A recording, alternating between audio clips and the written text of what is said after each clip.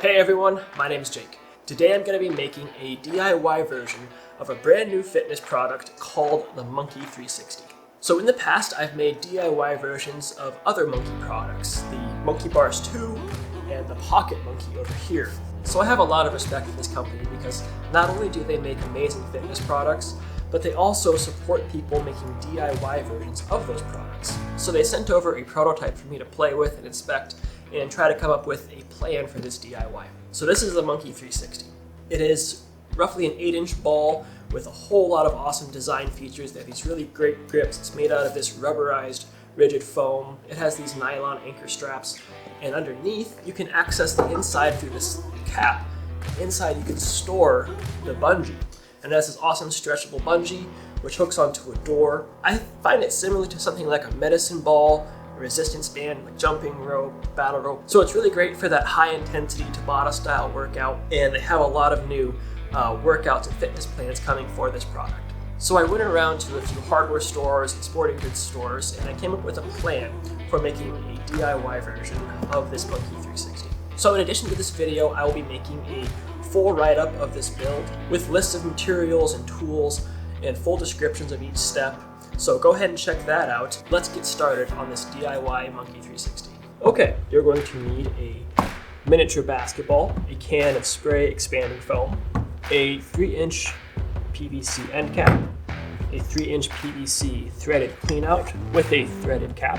You'll need a piece of 3-inch PVC pipe. You'll only need about 6 inches worth of this pipe. You need about 10 feet of latex surgical tubing. You'll need 2 steel carabiners and 4 steel rings. You'll also need some nylon webbing and a small piece of 1-inch PVC. In addition, you're going to need some contact cement, a sharp utility knife. You'll also need some heat shrink. Also very important is going to be a heat gun. Don't use a hairdryer. You want something with a high and a low setting because you're going to be needing the high setting in order to deform this foam padding here. So the idea behind this build is that we cut out from this foam pad these grips, and then we'll use the heat gun to bend them around the basketball and stick them with the contact cement. Then we're going to be making a hollow core out of PVC pipe and the caps, which is going to go inside the basketball. Once that's inside, we're going to fill the basketball with this spray expanding foam. We're also going to be cutting a slot into this PVC cap and using this nylon webbing to create the 3 anchor points of the Monkii 360. We'll be making a doorstop out of some more of this nylon strap and with a smaller PVC pipe. We'll make a couple of different resistance bands using this latex tubing and the steel hardware. Okay, so first we're going to be making the irradiation grip out of this 1-inch foam tile. This is a 2-foot by 2-foot tile. So first we'll be making the smaller grip that's going to be this shape right here. And then we'll make the larger grip, which is going to be this larger shape here. So for the smaller grip, we're going to start by making a circle with the circumference of this cap. And we're just going to draw a circle into the foam. And then from the top of the circle to the other circle we're going to draw is going to be 15 1/4 inch. Right there. So that's going to be the edge of our other circle we're going to draw. Okay, these are the 2 ends of the grip, and then we need to connect them. We're going to try to follow this nice concave curve to connect these circles. Right in the center, we know it's going to be about a 2.5 inch width there and on the end. So we're basically just going to connect the dots with a curved line. From this edge, we will curve it down, touching that center and start curving back out. Same thing on this end. Connect the dot, come back out. So this is the shape we're going to cut out for the smaller grip. For the larger grip, we're going to use a 6-inch protractor. We'll do pretty much the exact same thing.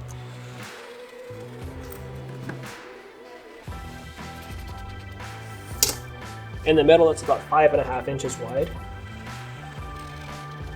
Okay, so you're going to need a utility knife, a very sharp blade, to cut this foam out. Actually just making one shallow cut and then going around for another pass deeper. So just very carefully trace around your pattern. So here's the larger piece, we'll cut out the smaller one now.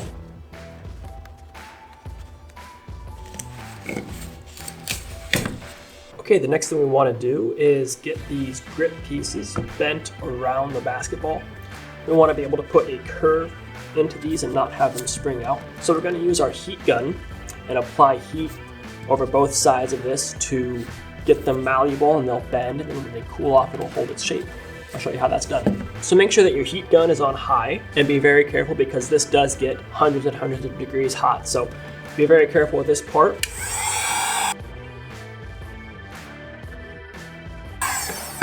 Form it around the ball, let it cool for a minute. Okay, we're getting there. And you're gonna wanna not only introduce a curve this way, but also into the ends. You wanna make a curve this way as well, so that it conforms perfectly to the basketball. So just keep at it. It's gonna take a little while.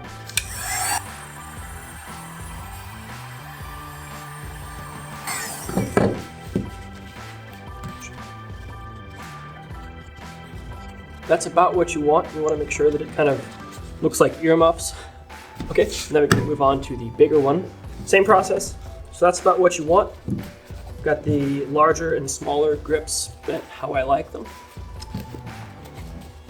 Took a little bit of time, but you just keep working at it, slowly getting the contours in just right. So now it's time to use our contact cement to stick these grips onto this rubber ball. So the contact cement, you basically just paint it on, and then you let it sit for a few minutes to get tacky on both surfaces. Once it's tacky, you can basically just stick them together and they'll make a permanent bond on contact. So I'm gonna do one at a time, and then I'll use tape on each end to basically wrap it up and make sure that all of these surfaces are stuck onto the ball. So I wanna make sure that the valve of the basketball remains uncovered by either of the grips, because I'm gonna be using this valve later.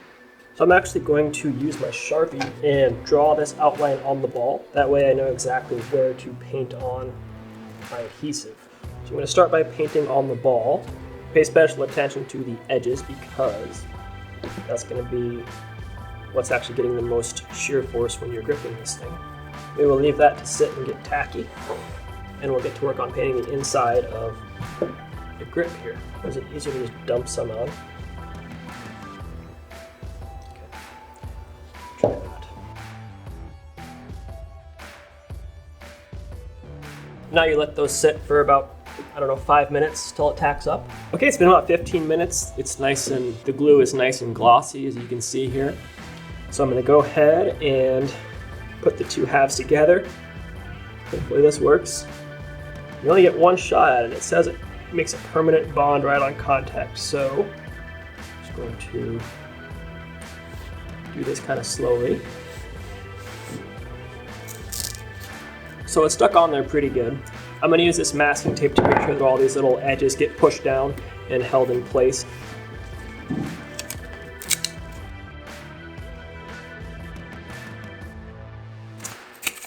Okay, so we have that all taped on there. It looks kind of weird, but the tape is actually compressing the foam onto the ball so that the glue is connecting in every single spot. That way it will have the best chance of staying on there forever.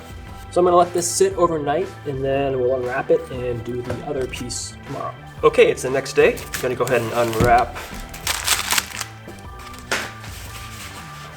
You know what? Not bad.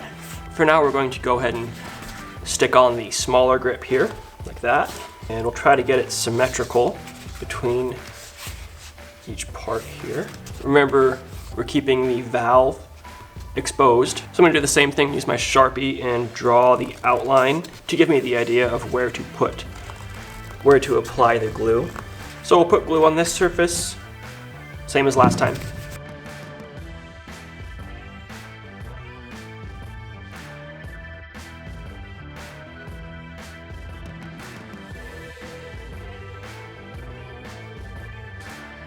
It's been about 15 minutes. I'm gonna go ahead and stick on the smaller grip. Again, being very careful. Just kind of that.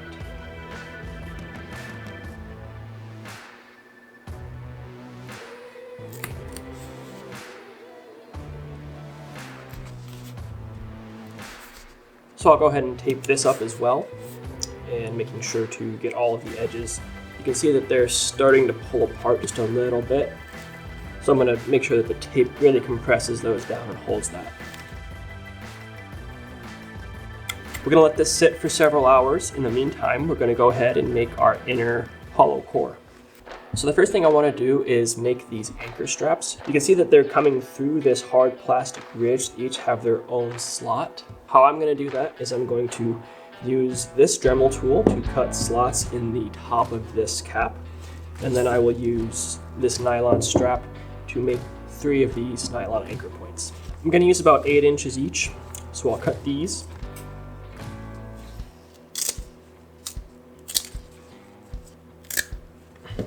Okay. Make sure you burn the edges to prevent any fraying. So on this PVC cap, I'm going to be making 3 different slots for these nylon straps to go through. So go ahead and draw your marks roughly where you want your slots to go, and try to get them about the right width too. So I'm just going to make sure that I stay in between these lines. Now you can use a hacksaw or a drill. I think it's going to be easiest with a Dremel tool, so if you have one, go ahead and use that.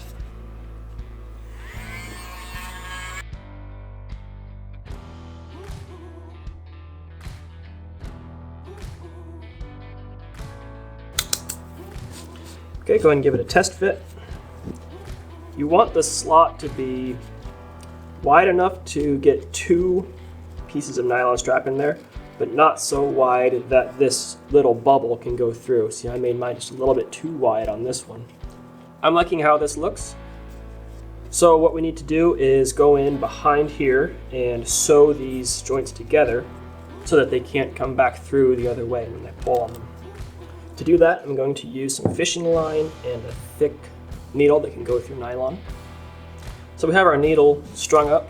And so what I'm going to do is fold this over itself and sew that joint. And I'm going to sew that bend. That way it's thicker than the slot that I just made, so it won't pull back through. So sew it through all 4 layers that you just made.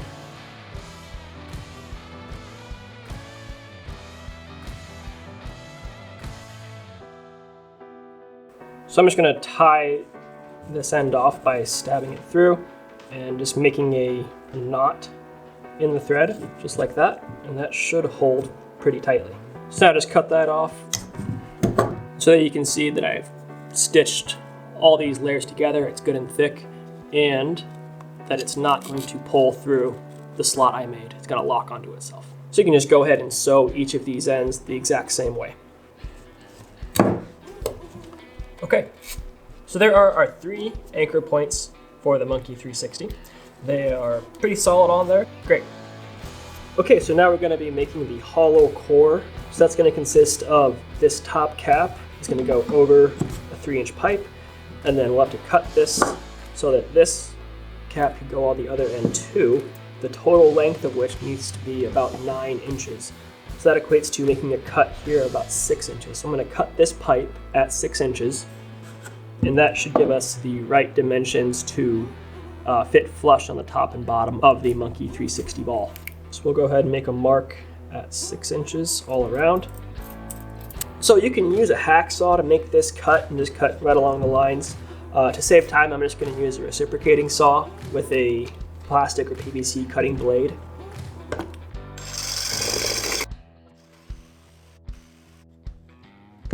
I like to use the utility knife to clean up the burrs on the edge.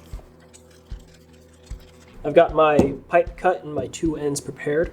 So you can go ahead and use this contact cement to stick the pieces together if you want. I happen to have just some regular PVC cement. It's a little bit more forgiving. You just apply a coat of this stuff to all the surfaces.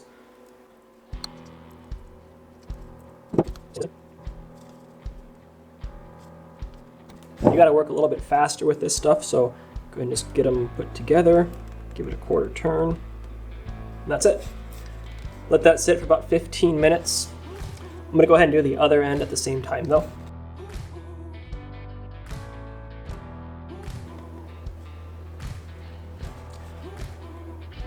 All right, just like that. So you can kind of see this coming together now. This is gonna be our center core, and you're gonna have an interior section that's gonna hold the bungee and any sort of weight you wanna add in there. And it's gonna be closed off with this threaded cap here. So while we're waiting for all the glue to dry, let's get to work on the bungee portion. The doorstop first. So I have here just about a 3-inch piece of 1-inch PVC and about a 15-inch piece of nylon strap. So both of these were actually leftover pieces from the Pocket Monkii build. And if you've seen that video, it's going to be pretty much the same process for building the doorstop. But we're basically just going to run it through and sew this end together. So you want to sew in a what's called a box X pattern. So you're going to draw a box and then draw an X through it. That's going to make a very strong joint, even with this thinner fishing line thread. So just get sewing.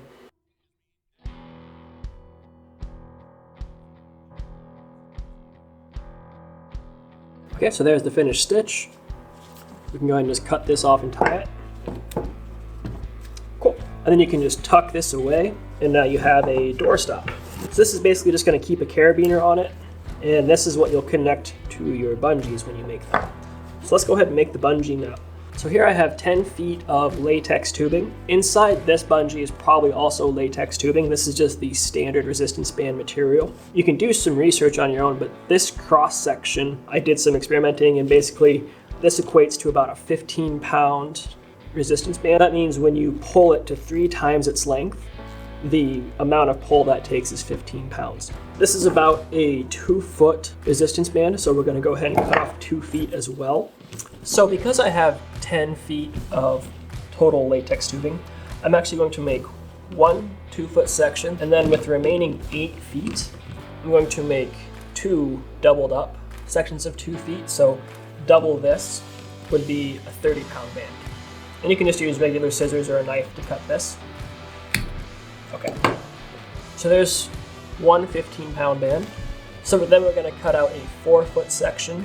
That way when it's folded in half, it'll be a 2-foot section, double strand. So since we know we have 8, we can just cut this right in half. Okay, so we have a total of 30, 60, 75 pounds of pull, which is quite a bit. So then all we're going to do is tie these onto some steel rings. There's going to be a steel ring on each end of the resistance band. Girth hitch that. Make sure that your ends are going to be even. For the single strand, all you're going to do is basically just tie a knot around it. So you basically just want to tie an overhand knot with the tag end, so pull a little extra through, and there we go. So before I tie the rings onto the other end, I'm going to slip some heat shrink over the tube. So I cut this one in half, and then this can go over both ends.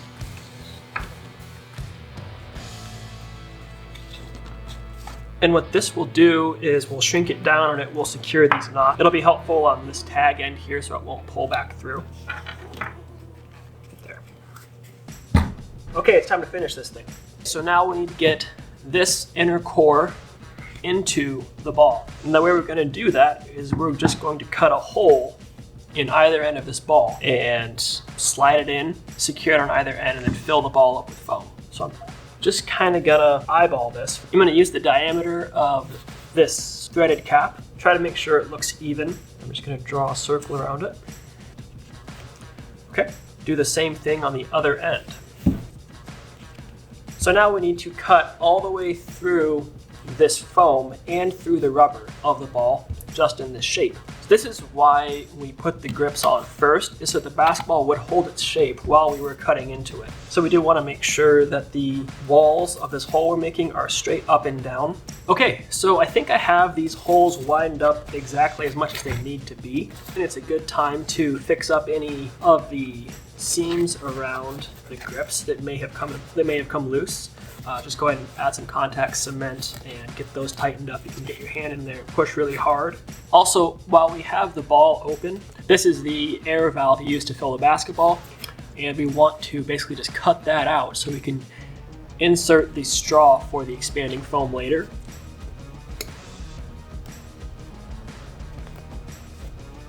So this little piece comes out. So you can see there's a hole in there now where that stem used to be. So now we're going to put the core inside the ball through the holes we made.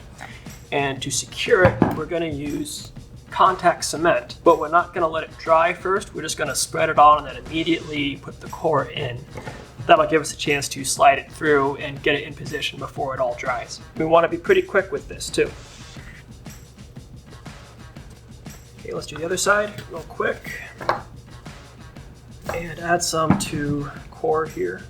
Okay, let's push this on in, just like that, and just keep on pushing. And we'll eventually get there, just like that. So we're going to let that set up. But now you can see what I'm talking about, how we have the inner core coming through, and we're essentially just sealing it onto the grips. And then we have this opening here, which is what we're going to use to inject the foam. So what I want to do is I want to fill the voids inside this ball with some expanding spray foam. And that is going to give it some more rigid structure. See, I can push in this ball and I can press in the hand grips here. And I want this thing to be pretty much solid. I think it says shake it for 60 seconds, so shake it up here. Then you screw on the valve and you're pretty much good to go. So I'm going to set it in here and just start injecting foam.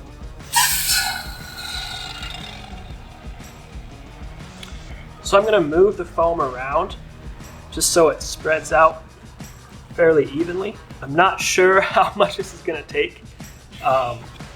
I guess I'll move the ball too and let gravity do some of it. Maybe I'll come over this way and do a bit more.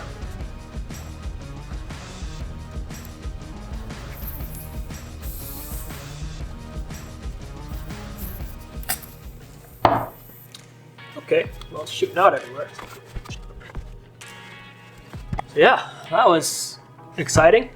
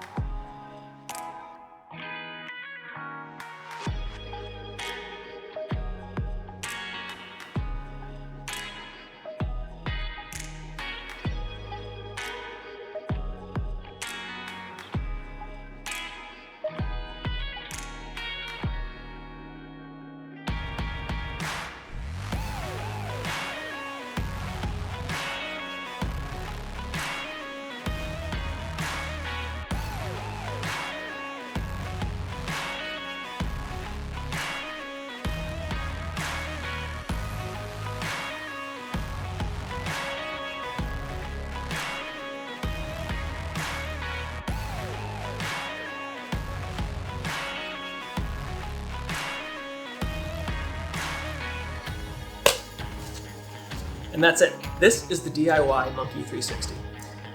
It turned out better than I thought it would, honestly.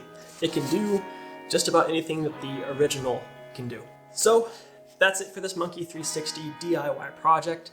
I had a lot of fun working on this thing. I learned a lot, and I hope that you try and make one yourself. I really hope you enjoyed this project and this video. Let me know if you have any questions or comments. My name is Jake, and thank you for watching.